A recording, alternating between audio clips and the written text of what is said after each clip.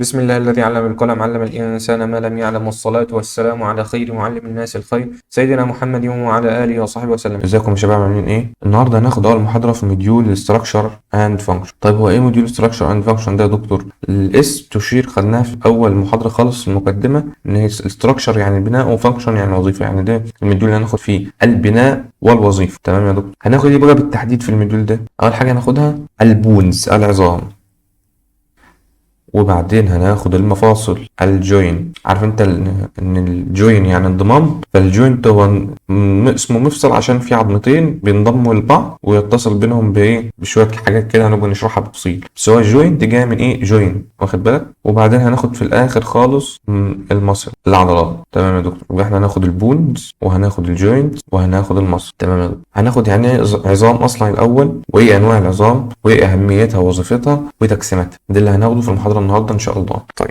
هو يعني ايه سكيلتون اصلا؟ يعني ايه هيكل؟ هيكل هو الفريم وورك. يعني ايه الفريم وورك؟ عارف انت من فتره كده، من يومين ثلاثه كده، كان في مؤتمر ابل وقال لك ان احنا عملنا الفريم بتاع التليفون وان بيس، قطعه واحده الومنيوم، والناس عملت عليهم مشاكل. اهو الفريم ده اللي هنحط فيه المكونات بتاعت الجهاز، يعني هنحط هنا الكاميرا وهنحط هنا البطاريه وهنحط هنا السنسورات والحساسات والحاجات دي. اهو الحاجات اللي بتتحط فيها مكونات الجهاز ومكونات الجسم اسمها فريم. يبقى فريم ورك الهيكل الذي يوفر بناء لباقي الجسم، لباقي اعضاء الجسم. يعني ايه يا دكتور؟ في الانسان بقى السكيلتون ده هو شويه العظم اللي في جسم الانسان اللي هنحط عليها العضلات وهنحط جواها الاعضاء. هو زي دي العمدان كده، وهنبدا نسدد الجسم. فاهم؟ هوريهولك برضه بالظبط وبالتفصيل. وكمان له وظيفه مهمه ان هو بيسهل الحركه. يبقى السكيلتون هو الهيكل بتاع الانسان اللي بيوفر بناء لبقيه اعضاء الجسم تقعد فيه، وبيسهل الحركه. دي وظيفته. طب تمام يا دكتور؟ ايه بقى مكوناته؟ يعني الكومبوننتس بتاعته. كومبوننتس يعني مكونات.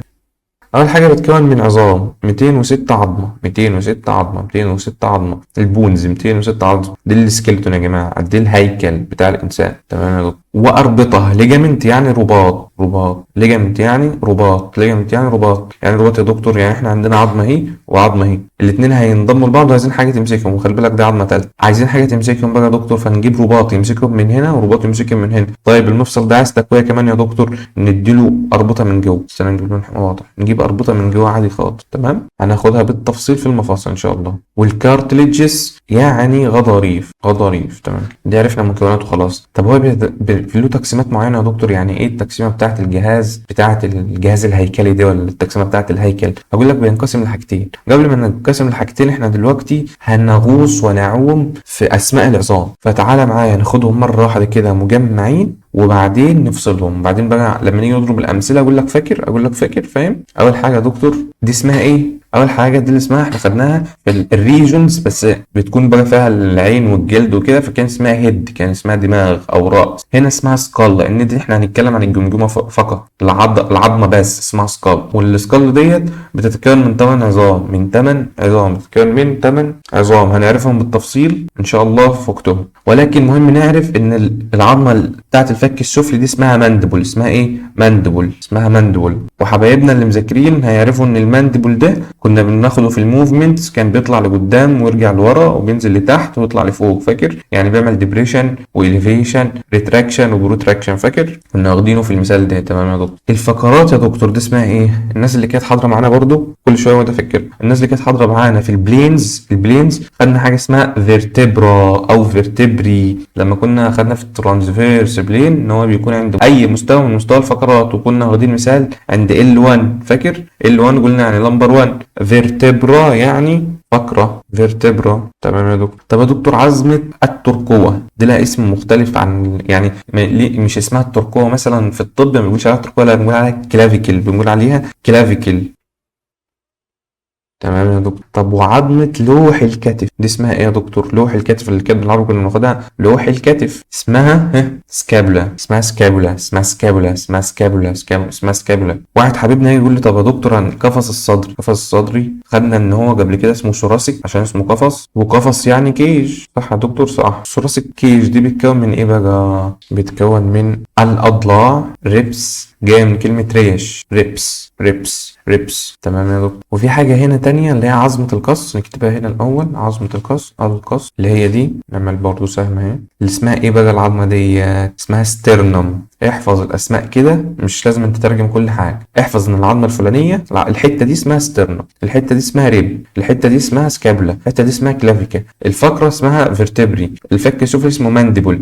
احفظ ان الحتة دي اسمها كذا، فاهمني؟ ده هيبقى اسهل لك بعد كده ان شاء الله على طول المديول، على طول الموديولات، على طول الطب. احفظ الحاجة باسمها، مش كل حاجة تروح تترجمها. ليه؟ عشان تتعود اول حاجة على اللغة، الحاجة التانية علشان هتسهل عليك. وانا متفاهم، والله انك ممكن تلاقي صعوبة في الاول شوية، بس لما الدنيا تبقى صعبة دلوقتي شوية وحاجة بسيطة، ترتاح بعد كده كتير جدا، جامد يعني، ترتاح جامد بجد يعني. تمام يا دكتور، كده احنا خلصنا لحد القفص الصدري، وخدنا كمان الفقرة يعني فيرتبرا. ممكن نقول لك ان العمود الفقري اسمه فيرتبرال، وعمود يعني كولم. تمام يا دكتور، كده زودنا ان الفيرتبرال كولم هو العمود طيب هنخش بقى دلوقتي على الاطراف، الابر ليمب واللور ليمب. ممكن نقول ان ده الطرف العلوي صح، مع منطقة الشولدر، العظمتين دول كده. ممكن نقول ان ده هو الطرف العلوي، الابر ليمب صح. وكنا واخدينه في الريجونز تقسيمات، ان هو بيتكلم من الشولدر، وبعدين الار والفور ار والهاند، وخدنا الهاند لها بال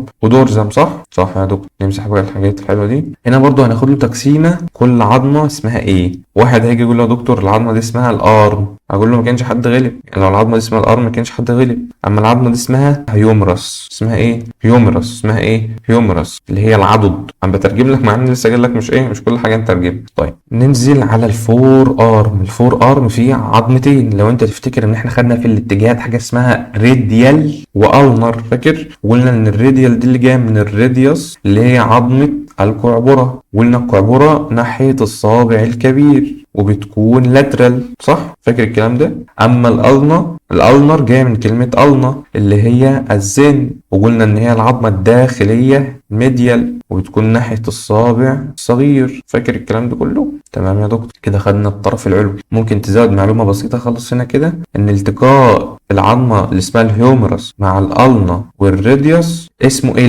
البو جوينت ماشي، من باب العلم بالشيء يعني. طيب تمام يا دكتور، هناخد الطرف السفلي، لسه في شويه معلومات في الايد بس هنرجع لها مع الرجل. تمام يا دكتور، العظمه دي اسمها ايه؟ احنا خدنا ان دي البلفيك صح، ان دي البلفيك ده الحوض صح، فاكر؟ فالعظمه دي اسمها ايه بقى يا دكتور؟ العظمه دي تحديدا دي اسمها عظمه الورك، اسمها الهيب بون، عظمه الورك. طيب تمام يا دكتور. طب وخدنا ان الحته دي اسمها الصاي في المنطقه يعني لما العظمه يكون على عضلاتها واعصابها وجلدها اسمها صاي. العظمه نفسها اسمها ايه بقى؟ العظمه نفسها اسمها فيمر. يبقى العضد اسمه هيومرس، الفخذ اسمه فيمر. تمام يا دكتور، ننزل تحت شويه كمان. فاكر لما خدنا ان العظمه الميديال او القصبه اسمها تيبيا، كان جاي منها تيبيال فاكر، ودي اسمها فيبولار، قلنا دي الشظيه ودي القصبه، والقصبه هي الميديال يعني ناحيه المنتصف، فاكر؟ بحاول افكرك اهو. هنا بقى زي ما خدنا القلب فوق، هناخد ان المفصل ده مفصل الركبه، التقاء عظمه الفخذ مع الشظيه والتبيه مع الشظيه والقصبه تعمل حاجه اسمها الني جوين، الركبه، مفصل الركبه. ومفصل الركبه فيه عظمه زياده، العظمه دي اسمها باتيلا. اسمها ايه؟ باتيلا. تمام يا دكتور، ناخد معلومه صغيره خالص. السكابولا مع الكلافيكا بتعمل حاجه اسمها حزام الكتف. منطقه الكتف اسمها، او المنطقه الصدريه اسمها بيكتورال، وحزام يعني جيردل، يبقى اسمه ايه؟ حزام الكتف. تمام يا دكتور. طب والحوض مش كده يزعل مننا لو قلنا ان حزام الكتف ومفيش حزام للحوض؟ فالحوض قال لك انا كمان لو العظمه دي مع العظمه دي بنعمل حزام اهو صح، فاسمنا بلفيك جيردل برضه يا دكتور. تمام يا دكتور، خلي بالكم انا هنا يعني بديكم شويه معلومات اوفر بس هتستفيدوا بيها بعدين، فانت احفظ الكلام ده كويس خالص، هتبقى يعني ايه اسد ان شاء الله. تمام. تاني بص، مراجعه سريعه.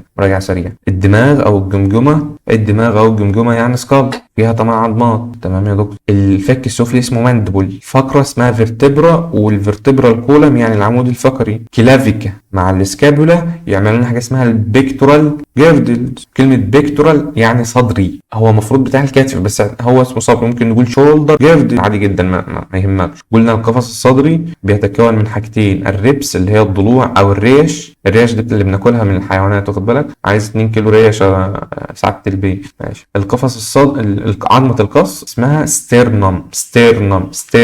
تمام يا دكتور. خدنا في الطرف العلوي ان العضد يعني هيومرس، والكعبره يعني الراديوس، والزند يعني الالنا. ركز معايا. تمام يا دكتور. خلاص خدنا المفصل ده يعني قلبه مفصل الكوع، في العاميه بالكوع، في الحاجه اسمه المرفق، يعني في اللغه العربيه فعلا اسمه المرفق، ماشي. تمام يا دكتور. خدنا الهيب بون يعني عظمه الورك، الفيمر يعني عظمه الفخذ، والاتنين هيب بون اللي هي دي ودي بيعملوا حاجه اسمها بيرفيك جيردل. تمام يا دكتور. نزلنا تحت شويه خدنا التبيه اللي هي القصبه، والفيبولا اللي هي الشظيه، وعرفنا مين الميديال ومين اللاترال. وبعدين خدنا التقاء العظم ده اسمه ني جوينت، مفصل الركبه. وكمان خدنا ان الباتيلا دي العظمه اللي بتكون قاعده على المفصل اسمها الباتيلا. تمام يا دكتور. هنا بقى زي ما لقيت تعبتنا شويه في الريجونز، وقعدنا نقول ان الهاند لها بالم ودورزم وكده. هنا برضو لها موضوع شويه. الايد بدايتها من هنا، تمام؟ دي بدايه الايد. تمام يا دكتور.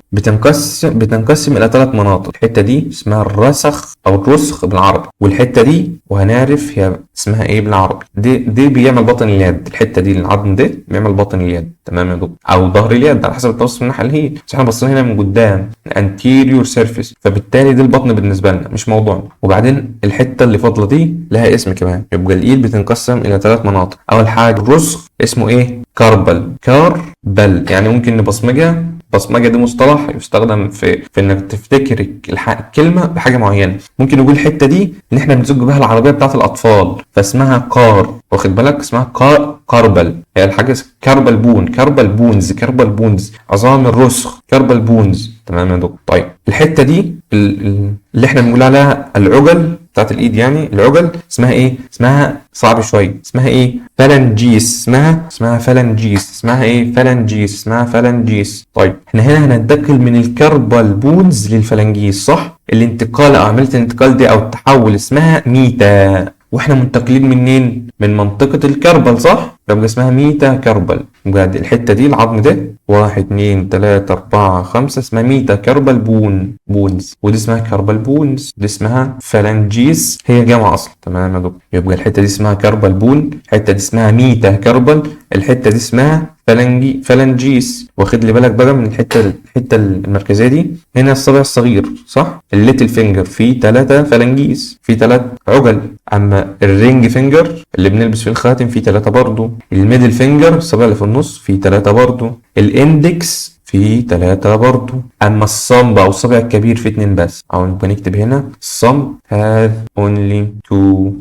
تمام. الرجل مش خدنا الرجل اسمها دورزم والبطن بتاعها اسمه بلانتر؟ فهنا برضو هناخد نفس الموضوع، لها خيلة كمان. تمام يا دكتور. اشرح لنا لو سمحت. بداية القدم من هنا يا اخوان، ده العظمة الميديال اهي، دي اللي هي التبيا، ودي الفيبولا. تمام. هنقسمها 3 حتت برضو زي الهاد. ادي حتة، ادي التانية، ادي. خلاص قلنا ان العجل دي مش ده عجل الاصابع، اسمها فالنجيس، الاتنين متكررة عادي. الحتة دي اسمها انتقالية برضو، هننتقل من حتة هنا هنعرف اسمها ايه، نيجي للفالنجيس فاسمها ميتا مبدئيا، لحد ما نعرف الحتة اللي فوق اسمها ايه، فنعرف اسمها ميتا ايه. الحتة دي في الرجل اسمها تارزس، تمام يا دكتور. فبالتالي العظام الانتقالية اللي جاية من التارزس، ممكن نقول التارزس ده اللي هو احنا بنقف عليها، بتخليك زي الوتد في الارض، واقف وتد اي نايم، فاكر انت المقولة دي؟ فالتارزس ده هو اللي بيخليك تقف على الارض، يعني هو اللي بيسندك على الارض، هو اللي بيشيلك، اسمه التارزس. الميتا يعني انتقالية، منتقلة منين؟ تارزل تارزس بونز فالنجيس قلنا جامع. وبرضه هنا الصابع الكبير فيه 2 وبقية الصوابع فيها 3، واخد بالك معايا؟ بس دول برضه عددهم 5، 1 2 3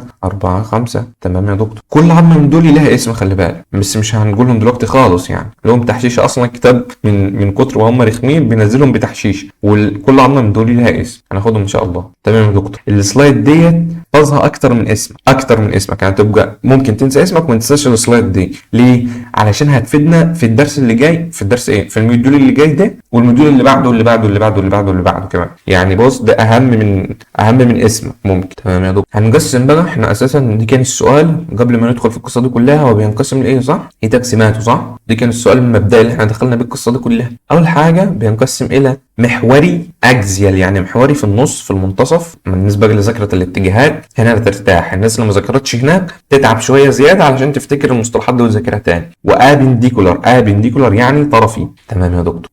طيب الاكزيال اللي هو في المحور هو محدد لك اهو، ملونه لك بلون مختلف. دي الاكزيال تمام، دي الاكزيس. تمام يا دكتور. اول حاجه دي السكال، نحفظ الكبير الاول وبعدين نقسمه. دي قلنا ان دي الثوراسيك كيج، ناقص له بس الفرتبرال كولم العمود الفقري صح. هنا بقى مقسم لك كل، خلي بالك التقسيمه دي عندك في الكتاب لازم تعرف يعني هي حلوه اصلا، يعني من باب العلم بالشيء هي جميله. طيب السكال فيها 8 كرينيال بونز، يعني في هنا عظمتين وفي هنا عظمتين وفي هنا عظمتين وفي جوه عظم، فاسمه 8 كرينيال. العظم اسمه ايه بالتفصيل؟ هناخد كمان شويه كذا معلومه كذا اسم عظمه منهم، بس مش مطلوب منك تعرفهم بالتفصيل دلوقتي. لا تسال عن اشياء ان تبدا لكم تسؤكم بجد يعني. و14 عظمه فيشيال يعني في الوش. معنى كده ان السكال اللي فيها 22 عظمه اللي هم ال8 كرينيال و14 فيش. تمام يا دكتور. الريبس عدد الضلوع كام ضلع؟ 12. عدل دي معايا، دي 12 زوج من الضلوع، 12 زوج مش 21. 12 زوج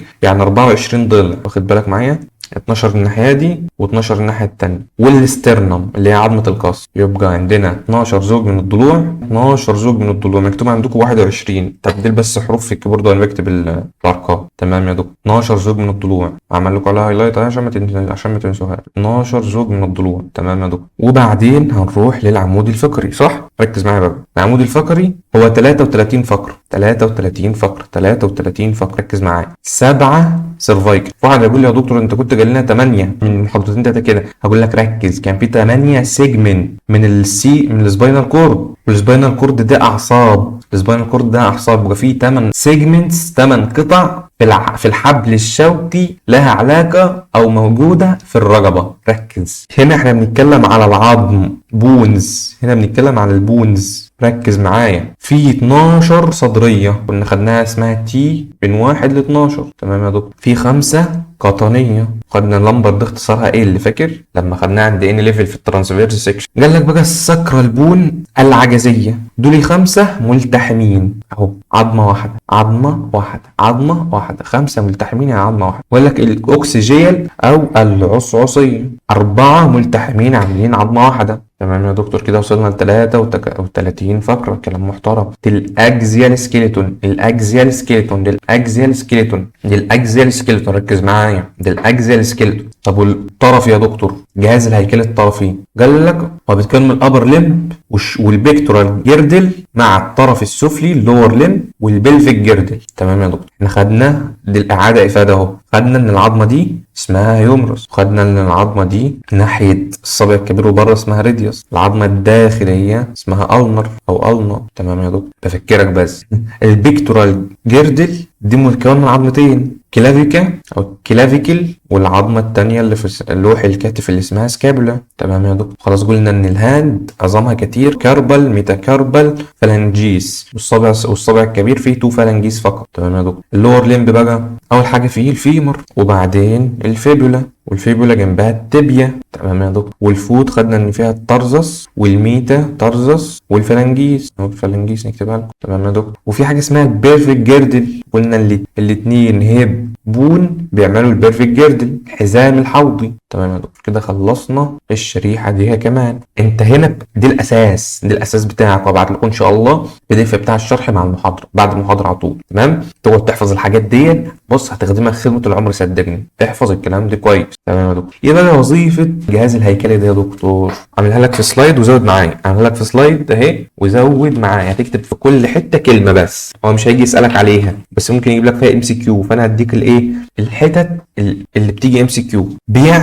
بيدي الجسم الشيب بتاعه، الشيب بيدي الجسم ازاي؟ عن طريق ان هو بيوفر له حاجه اسمها ريجيد. احفظ الكلمه وزودها معايا في المذكره، لو انت معاك الكتاب بتاع الكليه اعمل عليها هايلايت وترجمها. ريجيد فريم وورك، ريجيد فريم وورك. تكوين الصلب للجسم. ريجيد فريم ورك يعني ريجيد يعني صلب، فريم ورك قلنا يعني هيكل، فالهيكل ده اللي بيحافظ على الشكل بتاع الجسم. زودها معايا في المذاكره عشان تيجي MCQ اكتبها، يعني سايبها لك عشان تكتبها بايدك، وسايب لك جنبها فراغ اهو عشان تكتبها بايدك. تمام يا دكتور. وبما ان هو ريجيد وصلب، بالتالي هيوفر البروتكشن او الحمايه. واخد بالك معايا؟ البروتكشن. بيعمل بروتكشن لايه؟ نعمل زوم ان شويه. احنا قلنا كل تجويف في الجسم في حاجات مهمه، وكل حاجه مهمه في الجسم ربنا سبحانه وتعالى عمل لها حاجه تحميها، صح؟ قلنا كل تجويف في الجسم جواه اعضاء، وكل حته مهمه ربنا عمل لها حاجه تحميها. حتى في الريبرودكتيف تايبوجرافي بتاع الست كنا عاملين لها، كنا جايبين لها صوره ان والاوفري اللي هنا واليوترس بتاعها، اللي اعتبر ان دول اليوترس يعني، وهم متصلين كده مع بعض جوه البلفس محوطها كده. واخد بالك ليه؟ عشان تحميها. كنا جايبين لها صوره في المحاضره بتاعه التايبوجرافي، اخر محاضره اللي قبل المراجعه، وهتلاقيها في المراجعه برضو في الحصه بتاعه المراجعه اللي هي تلت ساعه دي، اخر حاجه خالص هتلاقينا كنا جايبين الصوره دي. تمام يا دكتور. فهو بيوفر حمايه، السكيلتون ده بيوفر حمايه لاعضاء الجسم الداخليه. يعني ايه داخليه؟ اسمها internal، الناس اللي حافظه مصطلحات بقى، internal organs يعني الاعضاء الداخليه لجسم الانسان، زي مثلا القلب والجهاز الهضمي. ممكن نعمل القلب كده، الجهاز الهضمي اكتبوا GIT احسن نرسمه،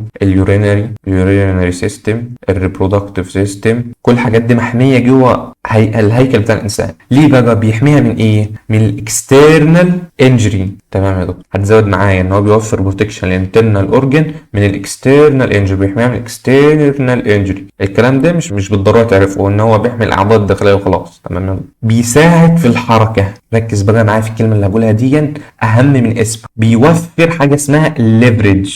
الليفريج دي في الفيزياء اسمها العتله، او عشان الناس اللي بتسأل عن العتله الرافعه. يعني احنا عندنا عظمه هنا محطوط عليها حمل هنا، وفي هنا مفصل او مشدود من هنا عن طريق عضله، فالعظمه دي بتشتغل لما العضله دي تنقبض بتروح شداها لفوق، بتشتغل كانها رافعه. تمام. بتشتغل كانها ليفريج او رافعه لحركات الجسم، فور بادي موف. تمام يا دكتور. تزود معايا الكلام ده عشان بيجي MCQ، وانا سايبه لك عشان تكتبه بايدك عشان اللي بيتكتب بالايد ما بيتنسيش. ركز معايا. يبقى كده خلاص عرفنا الوظيفه بتاعه الجهاز الهيكلي. يبقى التصنيف بتاع العظام عندنا بصراحه كذا تصنيف. اول حاجه ممكن نقول على حسب السايت، اللي هو الديفيجن اللي احنا لسه واخدينه دي، زودها معايا، اسمها اكزيال وابنديكولار. تمام يا دكتور. طب ليه نزودها يا دكتور؟ علشان دي مش مكتوبه عندكم في الكتاب بالطريقه دي، بس لو جالك سؤال في الامتحان بيقول لك كلاسيفيكيشن، تبقى انت التوب لو كتبت، فدي انت بتكتبه لنفسك، هو مش مكتوب عندكم في الكتاب ان هو من ضمن التصنيف. واخد بالك معايا؟ فممكن تزودها. حتى انا مش حاططها لك في المذكره في الحته دي، حاططها لك قبل كده ديفيجنز، تقسيمات عادي جدا. فتقسيم العظام ممكن نقسمها على حسب المكان، ودي مش موجوده عندكم في الكتاب. لو زودتها تبقى راجل برنس، ما زودتهاش ولا كانك شفتها، عادي خالص عادي جدا. بس انا حاططها لك هنا according to site، اكزيال وابنديكولار كاننا عدناها ولا قلنا اي حاجه زياده. نفس الكلام. عايز تكتب السكال، تكتب الحاجات الرئيسيه، السكال، ثوراسيك كيج، والفرتبرال كولم،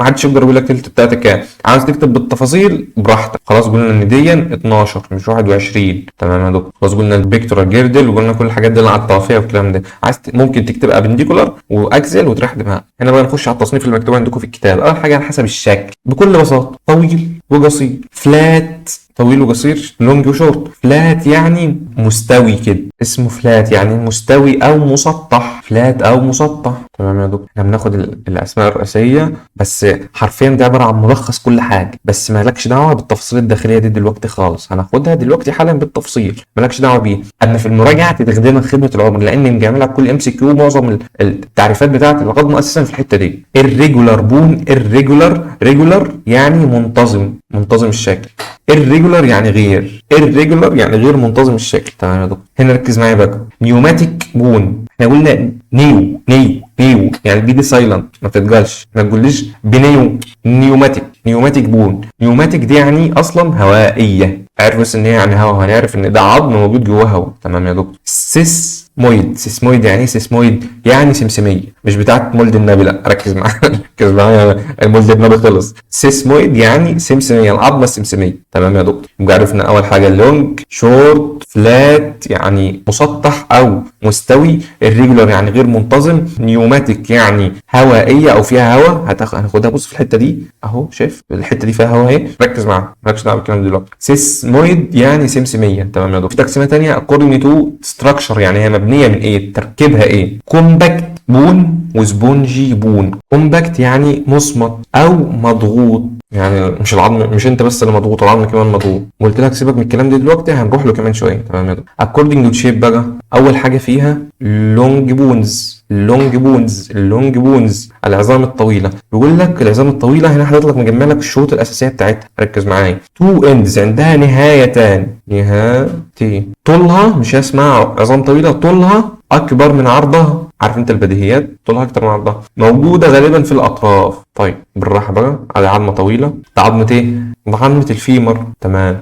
عندها نهايتين، نهايه فوق ونهايه تحت. النهايتين بينهم ساك او شاف، اي حاجه عندها نهايتين لها اكيد ساك في النص، واخد بالك. طولها اكبر من عرضها. كده احنا حققنا الشرطين، ودي موجوده في الطرف يا دكتور. يعني ممكن نقول حققنا الثلاث شروط بتاعت اللونج بون، بتاعت العظام الطويله. طب يا دكتور معلش انت كلتنا في حته، هو الشيب دي بيعتمد على ايه؟ قال لك ان الشيب بيعتمد على شكلها اللي هو محمد اهلال، الشيب والسايز. دي كلام فاضي سيبك منه يعني، بس هو مكتوب في الكتاب بس ملوش لازمه يعني، كلام فاضي.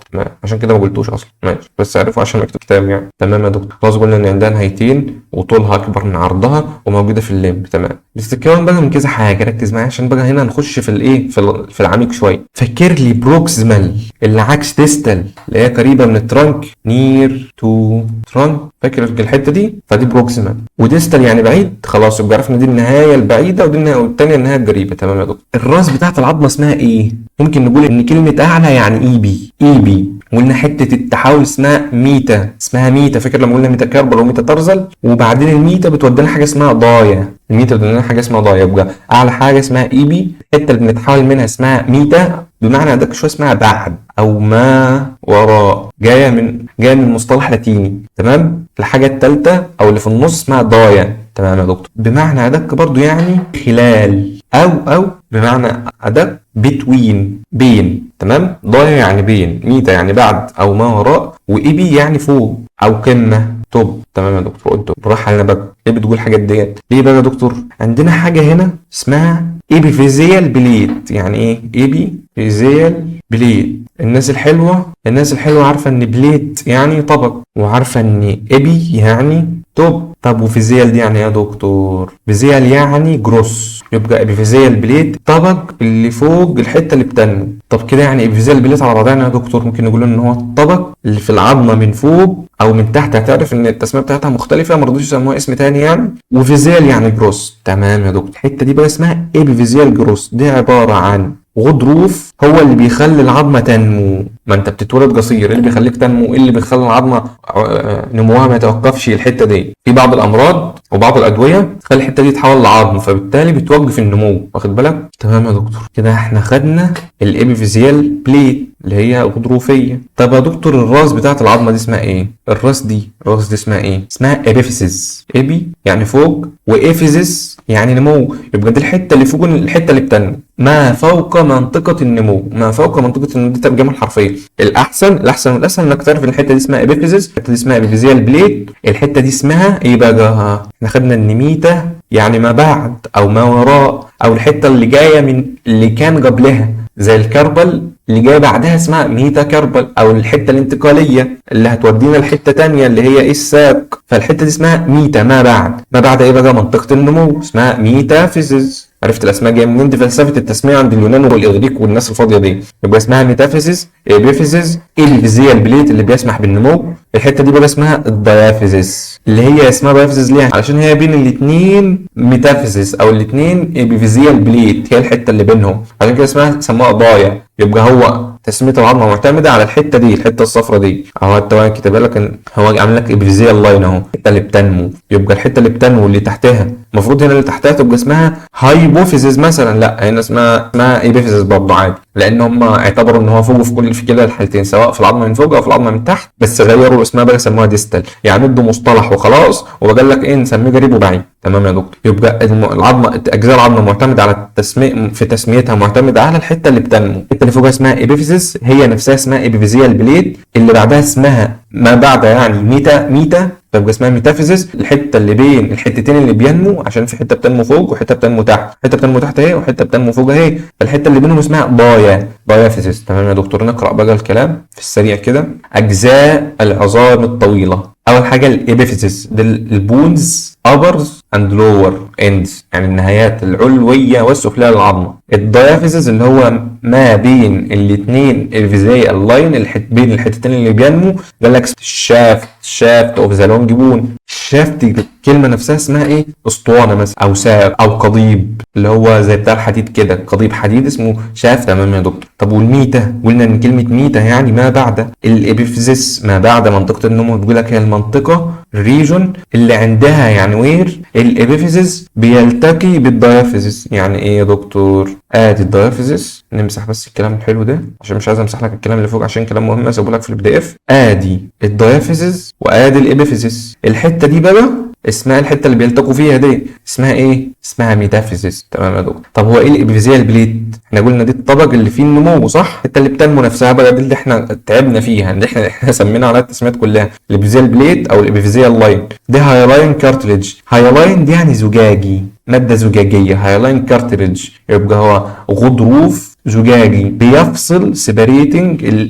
الابيفيزيس اللي فوق الراس بتاعت العظمه عن الدايافيزيس، الحته الطويله بتاعتها، الشفت بتاعتها. ليه بقى؟ ليه في هنا خط؟ ليه في هنا خط؟ ليه عاملين هنا خط؟ عشان allow جروس، تسمح بنمو العظمه في الطول. الكلام اللي احنا قلناه احنا بنقرا اللي مكتوب بس. تمام، يلا كده احنا فهمنا ان العظمه الطويله طولها اكبر من عرضها، عندها نهايتين موجوده في الاطراف، بتتقسم لثلاث حتت وفيها حاجه مميزه. ثلاث حتت اسمها ابيفيزيس، دايافيزيس، ميتافيزيس، او عايزها بالترتيب تبقى ابيفيزيس، ميتافيزيس، دايافيزيس. ده اول حاجه فوق، دي الحته اللي بعدها المتحوله، ودي الحته الثالثه بينهم الابيفيزيال لاين، الحته اللي فيها النمو اللي بتسمح بنمو العظمه، وبتكون عباره عن هايلاين كارتريدج، غضروف زجاجي. في حاجه هنا ممكن تعرفها زياده، بس زياده. العظام الطويله دي زياده. العظام الطويله دي فين جواها كافيتي، وعرفنا ان كافيتي يعني تجويف. كافيتي دي فيه حاجه اسمها بون مرو. بون يعني عظم، ومرو يعني نخاع، فيها نخاع العظم اللي بيصنع الدم وكرات الدم الحمراء وكرات الدم البيضاء، المناعه والصفائح والحاجات دي. بس دي معلومه ممكن تضيفها لو حابب تضيفها. تمام يا دكتور. السلايد اللي بعدها بقى بتتكلم عن العظم القصير، شورت بون. العظم القصير زي الترزس، ركز معايا، الترزس والكربل، الكربل اللي في الايد. طب يا دكتور ده احنا ما قلناش زي ايه؟ امثلتها كتير جدا جدا جدا جدا، اكتر من هي تحصى. ليه؟ علشان هتلاقي الفيمور، هتلاقي الهيومرس، هتلاقي التibia، هتلاقي الفيبولا، هتلاقي الالنا، هتلاقي الراديوس، هتلاقي تقريبا كل عظام الاطراف عظام طويل تقريبا كلها. واخد بالك معايا؟ حتى العظم ده اهو، الميتا ترزس والميتا كربل، الاثنين دول تعتبر عظام طويله. ليه؟ عندها نهايه فوق ونهايه تحت، عندها نهايتين، وعندها شافت بينهم، عندها شافت، وكمان طولها اكبر من عرضها. واخد بالك معايا؟ تمام يا دكتور. طيب الشورت بون قلنا خلاص زي الترزس والكربل بون. تمام يا دكتور. بيقول لك عندها ديفينيت شيب. يعني ايه ديفينيت شيب؟ يعني مكعبه، تقريبا مكعب، طولها قد عرضها قد ارتفاعها او قد سمكها. واخد بالك معايا؟ تقريبا يعني كل حاجه ديفينيت يعني محدد وواضح وكله قد بعض. وما عندهاش طول، ماهيش طويله. يعني بص، مفيش فيها اساسا، مفيش طولها قد عرضها. انت ما تعرفش ان طولها من وشه، يعني عارف انت ما تعرفش جفاه من وشه، هو نفس الفكره كده، ما تعرفش وشه من جفاه. بيكون فين بقى؟ في الريست جوينت، معروف ده المفصل اللي في الايد اللي في الهاند.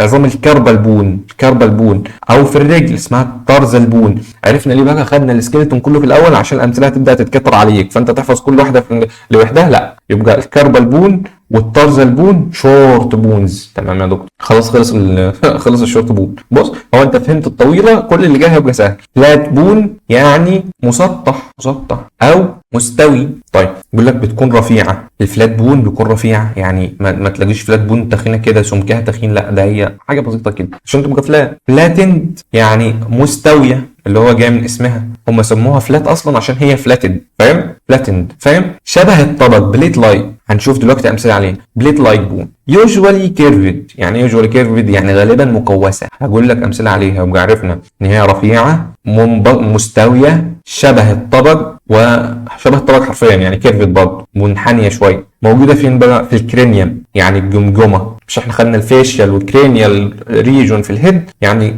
العظام اللي جواها المخ. السكابولا السكابولا اللي هو الكتف، الاسترنم اللي هي القص، وانا جايب لك هنا صوره القص اهي صح، ده عظمه القص. هنا بقى ناخد ايه الصور بتاعه العظم. شايف لي الحته دي من الدماغ دي فلات بون رفيعه، كيرفد فلاتند، تبقى فلات بون، واخد بالك معايا اهو، سن كيرفد فلاتند وشبه الطبق. لو جلبنا اساسا ده احنا ممكن نشرب في جمجمه الراجل ده نعملها طفايه، واخد بالك. الاسترنم فلاتند رفيعه، لان لو جبناها بالعرض هتلاقيها رفيعه خالص كده، سمكها عنده بيكون سمكها كده حرفيا يعني، ده السمك بتاعها ده العرض بتاعها، فهي رفيعه وهتلاقيها كيرفد لجوه سنه، كيرفد لجوه سنه عشان القلب هنا اصلا. وفي هنا السايمس جلاند اللي هي الغده السايموسيه، مش فاكر كان اسمها بالعربي. والسكابولا، شايف السكابولا دي كلها، الحته دي كلها، شايف الحته دي كلها من جوه من الناحيه الثانيه بقى حرفيا هي عباره عن مثلث كده بس، يعني عباره عن مثلث حرفيا مفيش في حاجه من جوه خالص. فالحته دي كلها اسمها فلات وكيرفد لانها بتبقى نايمه على القفص الصدري، بتبقى عامله كده كيرفد على القفص الصدري. تمام يا دكتور. الريجولار يعني الغير منتظمه، الغير منتظمه، العظام الغير منتظمه. قول لي شكل العظمه دي ايه؟ اوصفها ازاي؟ كيرفد؟ لا. طب فلات؟ ماهيش فلات. لونج؟ ماهيش لونج.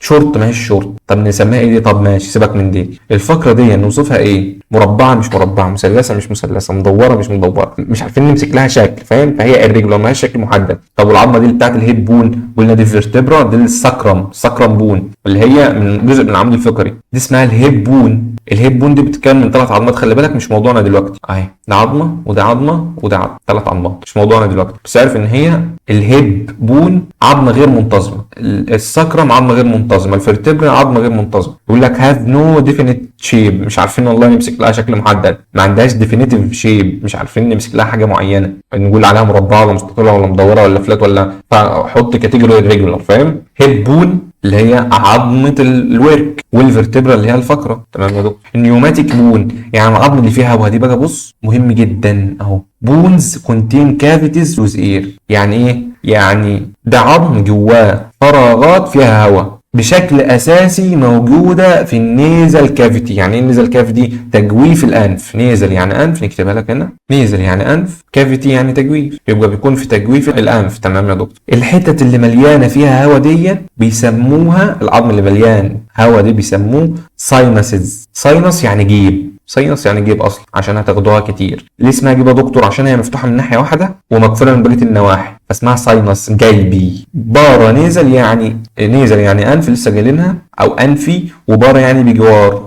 حد نور في دماغه حاجه؟ جيب جنب الانف، الجيوب الانفيه بكل بساطه الجيوب الانفيه اسمها الجيوب الانفيه. الجيوب الانفيه مناطق مليانه هواء عشان تخفف الجمجمه، بتخفف وزن الدماغ. تخيل انت تبقى شايل كيلو ونص 2 كيلو فوق دماغك وكلها مصمطه، ما تحسش حتى ان العظمه مريحه شويه، لا ده الواحد لما بيجي له زكام بيحس ان هو كلها تجلانه حرفيا، صح؟ لما الاير ساينس دي بتتجفل او تتملي فلويد اللي هي سوائل، تحس ان دماغك بتجع منك من كتر تجلها. العظم اسمه ايه بقى؟ العظم اللي فيه هواء، العظم اللي فيه هواء اسمه ماكسيلا وفرونتال واسمويد وسفينويد. بالراحه، الماكسيلا دي الحته دي اللي هي بتاعت الفك العلوي اسمها ماكسيلا، ما تحفظهاش بالعربي، اسمها ماكسيلا. فرونتال الحته اللي قدام دي اسمها فرونتال، خدناها قبل كده في التقسيمات بتاعت الكورونا البلين. فرونتال يعني امامي، عارف ان انا مش عايز اشرح لك بالعربي بس معلش ماشي، امامي. اسمويد يعني ايه؟ اسمويد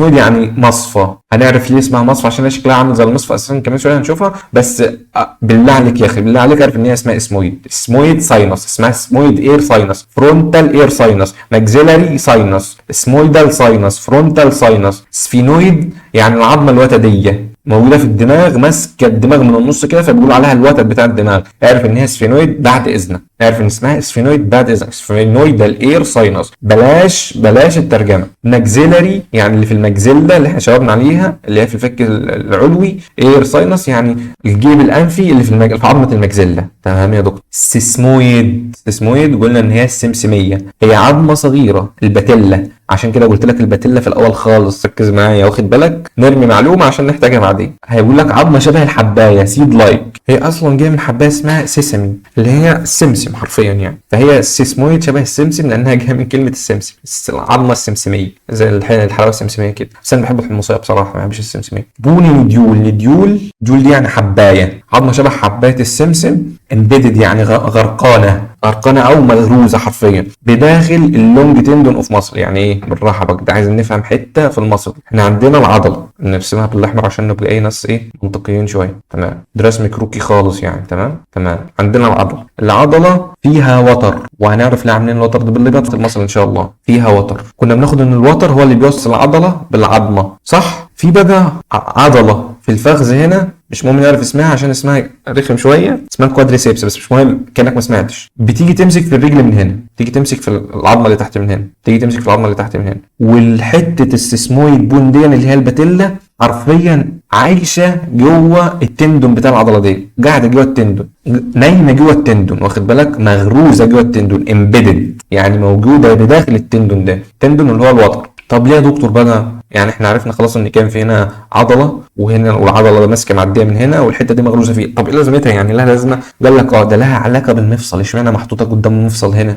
قال لك لها علاقه بالمفصل. طب ايه المفصل يا دكتور؟ تخيل الرباط ده يبقى نازل على طول خبط لزج هنا، خبط لو نازل على طول لزج، خبط لزج هنا يا دكتور كل ما احرك ركبتي هتلاقي الوتر دي بيتشد، هتلاقي الوتر دي بيتشد، بيوجعني. ولما ناخد هنعرف ان الوتر دي مش فليكسبل، مش مرن يروح ويجي، وتبقى مشكله لو مرن تيجي تشد العضله اصلا تلاقي العظمه ما بتشدش معاك. فلازم أن يكون ناشف، ولازم لما شده يحرك الرجل، ومش عايزينه كمان يحك في المفصل عشان يسهل الحركه. نعمل ايه؟ نحط حاجه، يعني احنا عندنا اهو ادي عظمه وادي عظمه، عايزين نربطهم برباط هنا من غير ما يحك في السيرفس ده. نعمل ايه؟ نحط تحته عظمه بكل بساطه، سبحان الله. يعني نحط عظمه ترفعه عن السطح ده فتسهل حركه المفصل بالراحه خالص. بيقول لك العظمه دي امبيدد، مغروزه بداخل اللونج تندونز، يعني الاوتار الطويله بتاعه العضلات، على علاقه قريبه ب ان كلوز ريليشن تو، يعني على علاقه قريبه ببعض المفاصل او بمفاصل معينه بتمنع الاحتكاك. احنا قلنا مش عايزينها تحتك في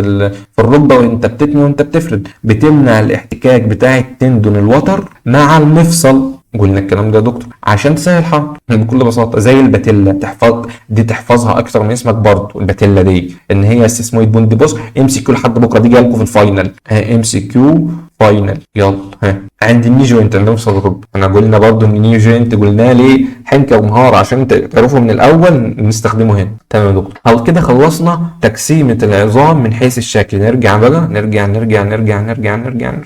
بس ستوب هنا يا دكتور عشان بالراحه بقى عليا. اللونج بون طولها اكبر من عرضها، موجوده في الاطراف، عندها تو اندز، عندها حاجه اسمها ايبيفيزيس، وبعدين ايبيفيزيال بليد، وبعدين ميتافيزيس، وبعدين دايافيزيس او الشاف، وبعدين ميتافيزيس تاني، وبعدين ايبيفيزيال بليد تاني، وبعدين ايبيفيزيس. تمام. وعرفنا ان الشافت ده في جواه كافيتي جواه البون مارو النخاع العظمي، صح؟ وعرفنا ان الابيفيزيال بليت اللي هنا او الابيفيزيال لاين اللي هنا دي مكان النمو. تمام يا دكتور. الشورت بون ديفينيت شيب، يعني طولها قد عرضها، مكعب طولها قد عرضها قد سمكها، ما هيش طويله، ما عندهاش طول، موجوده في الريست اللي هي الكاربال بون، وفي الفوت اللي هي الترزل. تمام يا دكتور. الفلات سن رفيعه، فلاتن يعني مسطحه، بليت لايك عامله زي الطبق، يوجوالي كيرفد يعني منحنيه، موجوده في الكرينيوم الجمجمه، وجبنا الصوره بتاعتها في الاسكابولا لوح الكتف والاسترنم عظمه القص، وجبنا الصور بتاعت الحاجات دي. الريجولار يعني غير منتظم، ما عندهاش شكل محدد، نو ديفينيتيف شيب، زي الهيب بون والفرتبرا، وكمان زودنا عليها السكرم، صح؟ اعرف الامثله اللي عندك، وان شاء الله بدون مقاطعه يعني ناوي اعمل لكم جدول الحاجات دي بالامثله باهم الصفات الرئيسيه، الحاجات اللي تيجي في ام سي كيو تلم لك كلاسيفيكيشن اوف بون بص منت. تمام يا دكتور. النيوماتيك بون يعني العظمه اللي فيها هواء، كافيتيز فيلد ويز اير، بتكون متركزه حوالين الكافيتي، عشان كده اسمها الجيوب الانفيه. العظام اللي فيها الكافيتيز دي اسمها البارانيزال ساينسز، الجيوب الانفيه. وعرفنا ان هي زي الماكسيلا وزي الفرونتال والاسمويد والاسفينويد. تمام يا دكتور. السيسمويد بون عظمه شبه السمسم، سيد لايك بون، نوديول يعني حبايه، موجوده بداخل التندون بتاع العضلات، التندون الطويل بتاع العضلات، زي الكوادريسبس اللي موجوده في الصاي، اللي موجوده في الفخذ، العظمه الاماميه في الفخذ، وبتعدي على مفصل الركبه، فبنحطها عشان تقلل الفراكشن وتسهل الحركه، او كلوز ان كلوز ريشن ويز جوين. وعرفت دي لازمتها، دي كلمات الشريحه دي الموجوده عندك بنفس الكلام كده، ده عشان تلم لك الموضوع ببصه، اهم الام سي كيوهات، اهم المعلومات، فاهم؟ تمام يا دكتور. نروح بقى according to structure يعني على حسب البناء بتاعها. compact يعني مضغوط، مضغوط. وانا كمان مضغوط والله يا دكتور، معلش يا حبيبي. كومباكت بون يعني عظام مصمتة او مضغوطة ناشفة صلبة. بيقول لك وسبونج يعني اسفنجية. طب مين احسن بقى، الاسفنجية ولا الكومباكت؟ ده حتة فلسفية شوية. والله يا دكتور كل واحد احسن في مكانها، يعني شوف لي الشغلانة بتاعتها ايه تطلع احسن فيها. طلعت ناصح يا ابني. تمام يا دكتور. بص لي بقى هنا، ركز معايا. دي الكومباكت بون، دي الكومباكت بون مضغوطة اهي، دي الكومباكت بون مضغوطة اهي. ركز معايا، موجودة فين؟ اوتر سيرفيس، السطح الخارجي، او السطح الداخلي انر. بس خلي بالك دي حته من الدماغ الاسكال، يعني من جوه بره في الدماغ.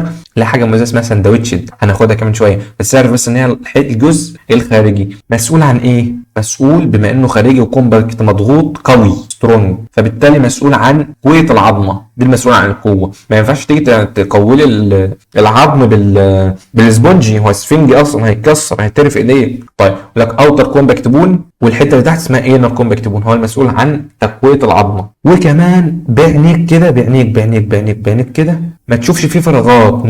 نو فيزابل سبيس. الفراغات اللي فيها ما نشوفهاش بعينينا. نو فيزبل سبيسز، مفيش فيه فراغات مرئيه بالعين. طب يا دكتور كده احنا عرفنا الكومباكت بون. بسرعه نقراها من السلايد بتاعتها احسن. بيقول لك الكومباكت بون او العظام المضغوطه هي الاوتر لاير، قلنا الخارجي في البونز، هو الجزء الخارجي من العظمه اللي هو اسمه الكورتكس او القشره. تمام يا دكتور. هو المسؤول عن تقويه العظم لانه قوي. دنس يعني كثيف، مفيش فيه فراغات تراب العين. باينيك داي، العين المجرده.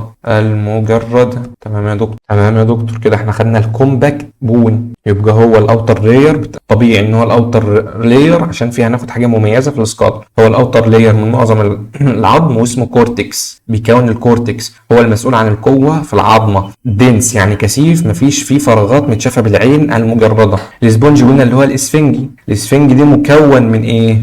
نجيب الصوره. مكون من ميش وورك. يعني ايه ميش وورك؟ يعني شبكه. ميش يعني شبكه. الشبكه دي مكونه من حاجه اسمها سباكيولز. يعني السباكيولز دي يعني ايه؟ شوكه كده داخله مع شوكه كده، داخله مع شوكه كده، داخله مع شوكه كده، عامله حاجه اسمها ايه؟ ميش وورك من السباكيولز. السباكيولز دي لما تبدا تتلحم مع بعضها، تتقرب من بعضها، تعمل حاجه اسمها ترابيكولي، فراغات او انابيب. يعني ايه؟ يعني تلاقي الحته دي كده اهي، بص تلاقي جوه الحته دي عامله انابيب كده، عامله انابيب، والحتت اللي طالعه دي اسمها سباكيول. سباكيول مع سباكيول تعمل شبكه، والشبكه دي بداخلها سكك طرق اسمها ترابيكولي. تمام يا دكتور. نقرا بقى الكلمتين. هنعرف بقى حاجه مهمه هنا قلناها من شويه بس هنأكد عليها في الحته دي بقى. الاسبونج دي بيكون فيها ايه؟ تمام يا دكتور ركز معايا. هي خلاص قلنا ان هي مش ورك، يعني شبكه من البوني سباكيولز، الشوك العظمي. اكتب الكلام ده معانا بالعربي. سباكيول يعني شوكه، سباكيول. ركز بقى معايا في الحته دي. يقول لك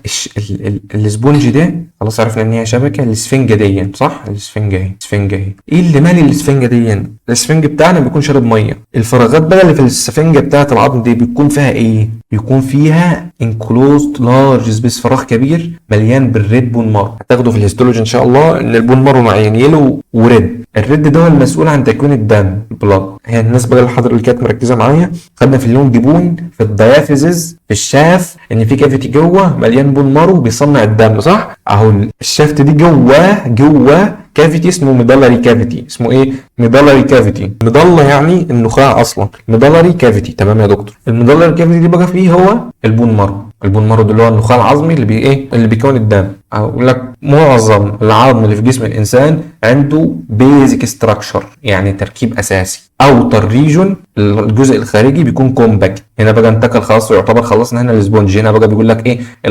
تركيب العظم في الانسان، مش احنا بناخد الاستراكشر فهو حاططها لك تابع الاسبونج بون. فركز معايا. كومباكت بون بيكون خارجي، والايه الريجون المكان الداخلي بيكون سبونجي. ليه؟ عشان الاسبونج ده ضعيف شويه فبيتحمي من بره بالكومباكت بون، والاسبونج بيكون من جوه. تمام يا دكتور. وفي فراغ من جوه كمان، فبالتالي يتحط فيه بون مارو، والبون مارو يصنع دم. بيقول لك في اللونج بون، خلي بالك ده كلام معاد اهو. اللونج بون هيرتبط معانا بالشيب.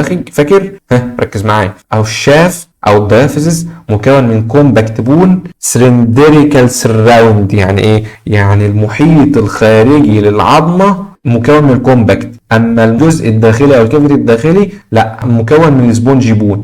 طيب تمام، نقرا بقى الكلام بالراحه يا دكتور. ماشي. سلندريكال سيراوندز يعني محيط بالسنترال كافيتي كولد ميدالر كافيتي. مش احنا قلنا ان الشافت، انا بشرح لك الكلام اللي مكتوب، اما احنا قلنا الكلام ده اصلا، احنا قلنا ان الشافت فيها كافيتي جوه، الكافيتي دي زود لك ان هو اسمه الميدالري في الشريحه دي، كل اللي هو زودها اسمها الحته اسمها ميدالري، يعني نخاع. المضله يعني نخاع، ميدالري كافيتي يعني التجويف الداخلي او النخاعي. ليه؟ عشان في النخاع بتاع العظام، فاسمه ميدالري. تمام يا دكتور. وكمان بيقول لك ان النهايات العظميه، الاندز اوف لونج بون، النهايات العظميه مكونه من سبونجي بون محاطه بطبقه رفيعه من الكومباكت. نروح نشوفها بقى دي. ادي اللونج بون، نمسح الكلام ده بقى، خلاص اخدنا اللي احنا عايزينه. النهايات بتاعه العظمه صح مكونه من سبونجي، بس خلي بالك شايف الحته الصغيره دي، شايف الحته الصغيره خالص دي كومباكت، جواها سبونجي عادي.